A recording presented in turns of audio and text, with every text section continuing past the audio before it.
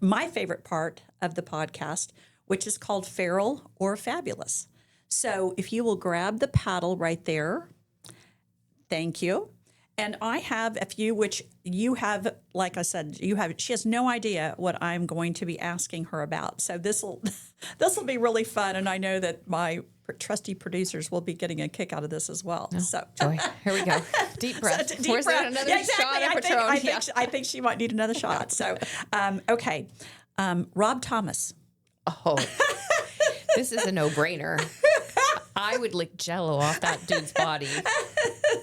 Somehow, I think I knew that I might know what your answer would be because we've just been to a few Matchbox 20 and Rob Thomas concerts over the years. So definitely, we are very alike in that regard. For sure. We love us some Rob Thomas. For sure. Okay, cool. I didn't know if you'd changed your mind on that, no. but okay. So you're still down. Okay, cool. Okay. Checked baggage. Oh, this is like, feral all the way because so I travel a lot I'm doing some speaking engagements and I always like to go to conferences and I just love to travel. I'm trying to do all 50 states by the time I turn 50. And so for 25 years, I would not check a bag. Like I take a 50-pound backpack and, I've got this. And then recently I started dating somebody and he's like, no, we only check bags. And I'm like, oh, this might be a deal breaker. But we've negotiated our way through it, and I win sometimes, and he wins sometimes. But overall checking a bag is 100% feral. Okay, I just do it for love. I apparently because I have to say I agree with him because I don't know of a trip that I've been on, even overnight, that I could take a carry-on and live out of that. I mean, I don't even understand that. It doesn't even compute in my world. And I'm not really big into fashion, or it's not like I'm a diva in that regard. I just can't make decisions and be that precise on what I'm going to need, even if it's going to be, because I'm like, well, what if this happens? Because there's so much life that can happen that you can't predict. And so I just feel like I need to try and plan for all scenarios. And so you can check out my TikTok. I actually went through a planning. We were going to be gone 5 or 7 days. Okay. And so I did like the mix match and what I could like, okay, this will go with this or this will go with that. And do you talk about like where do you get all the sizes, or do you actually buy little containers and put your stuff in there? And then we went to compression bags for. Are those the kind you have to suck the air out of them? Yes. Oh, okay. Yes. All right. So, well, I will check out that. It's on TikTok. It's on TikTok. We've traveled 26 of the last 40 weeks, and so it's a constant, airport, and it's always a great American race with me. So. One time in June, we flew to Vegas, and then we were going to Boston 2 days later, and it was when all that stuff was going on, and the flights were delayed, and so we ended up in we went from Vegas to Chicago, Denver to Chicago, and I was like, see, this is why we don't check bags, because the likelihood of them getting to our final destination are slim to none. I got you on that. I do understand the downside of what that can be. I'm going to have to watch your TikTok because I'm definitely not there yet right now. So, but hopefully I will be. Okay. Disney World. And some of these I've got to admit, I wasn't sure which way. Some I thought I knew. I'm not sure on some of them. So, okay. I'm going to go with Fabulous. Okay. We go quite a bit. My dad lives in Tampa, and the kids like going. My partner loves Universal, so we end up there for him a lot. And the Orlando food scene is actually super legit, and as they're shopping. So for me, I'm like, okay, I'll go suffer through Disney.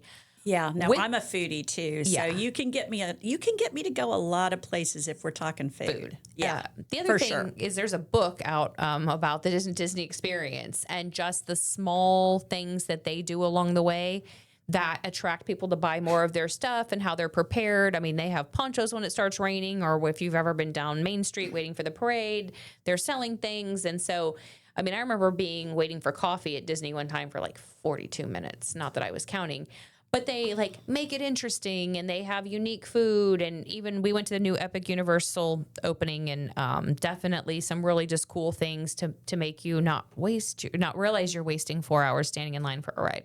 Yeah. So no. Okay. No, I totally get all that and relate. And I think I'm very similar in that regard. So, okay. Camping. Oh, this is like a double feral. I'm not doing it. I'm not doing glamping. I'm not doing camping. Okay. I'm not doing anything that doesn't have a shower or a toilet or anything that remotely requires me to be out of a cell phone range for more than an hour. Amen. Yeah. Yeah. You can't. You could not. I'm serious. I don't think you could put a gun to my head and get me to camp. I just, and like you said, not even no camping, no glamping. There is no difference in my mind. No, and I don't want to go hiking, and I don't want to go mountain biking, and I don't want to do, no. No. 100%. Yeah, no, I don't even think if the camping involved Rob Thomas that there would be any kind of a, I just don't think there's any kind of a combo that would get me to, not even a 5-star restaurant and camping. There's just nothing that trumps the camping part of being feral. Yeah, so, feral as in something very bad. Yes. So, okay, cool. Okay, New York City. Oh. I know.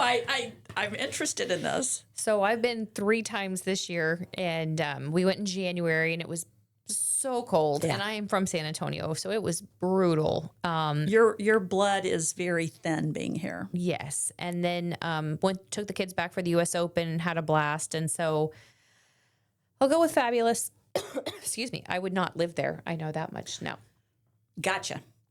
But in general, obviously, if you've been 3 times this year already, what were you there for? Like, is this conference personal fun or a combination of both?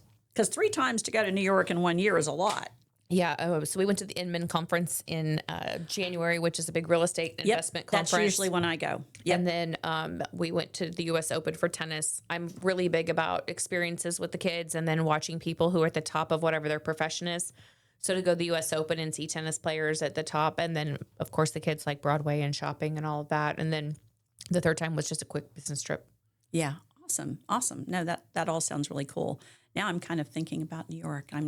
I would love to go, and I think maybe you've been, but I would love to go for the holidays. I've heard it's beautiful in New York, and I've been to New York many times, but I don't think I've ever been when it was lit up for the holidays.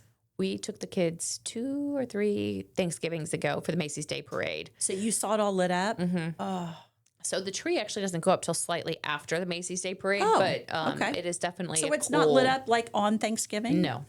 Oh, I thought it was. I thought they had like the big, how I think San Antonio, it's like we have the lighting of the Riverwalk. I want to say it's the day after Thanksgiving. Like that's kind of a famous thing is the Friday after Thanksgiving for the whole Riverwalk to be lit up. I just assumed in my head that they lit it up right after Thanksgiving. No, it was like up with scaffolding and they were decorating it. But not completely. They're not us. I mean, we put trees up the first week of November, so. I know. Yeah, it's around the corner. I know it is. And not just one. I know, and I'll even take hate over it. I don't even care. I just love, to me, if it could be Christmas all year, I think I would be down for that. I mean, maybe we could take a month break in between, the seasons, but that's about it. I could have Christmas 11 out of the 12 months. So it's just my favorite time of year as well. So, okay, the last one, which is my favorite one of all the questions, Bobby Flay. Oh, fabulous. However, he has a new girlfriend, and I'm sure they're happy together. But, he and I had a bonding moment in Vegas. We go to his restaurant quite a bit. I was actually with you. Yeah. I was not with you when you were with him. Yeah. But I was with you on that trip as you got up from the table and they came and got you and said Bobby was ready to meet you. So I was like, okay, well, apparently she's connected. And the rest of us just sat at the table enjoying our, I will admit, fabulous. If you guys have not been to Amalfi's, that's in the Caesars Casino in Las Vegas, which their food is off the chain good. I think Bobby Flay is an amazing chef. I think all of his food is incredible. But apparently the feeling was not mutual on that particular trip. And she was the only one that got invited back. Well, yeah. So, I mean, they have that great fish market and James is the best waiter ever there. And so we had developed a friendship as often as we go to Vegas. And he'd known I had a big crush on Bobby. And so he was kind enough to arrange for a meet and greet and got a book signed and all of that. But apparently, I had taken the picture we had taken and I had put it in CapCut, and like Bobby and I had been in Paris and Bobby and I had been in China together. Like we had done all this traveling together, but apparently he was so jealous. He was apparently not interested in actually participating in that. So his new girlfriend, Brooke, is, I'm sure, a very nice lady. But hey, it is what it is. Not that I'm bitter. Party of one. Bitter party of one, for sure. Yes. For sure. Well, this has been lovely, just as I knew it would be. Thank you for having me on. Thank you, favorite and lovely daughter. Love you so very much. And I appreciate you being on the podcast and just imparting us with all this wisdom about real estate and all things kind of cool and fun. So thank you, thank you, thank you.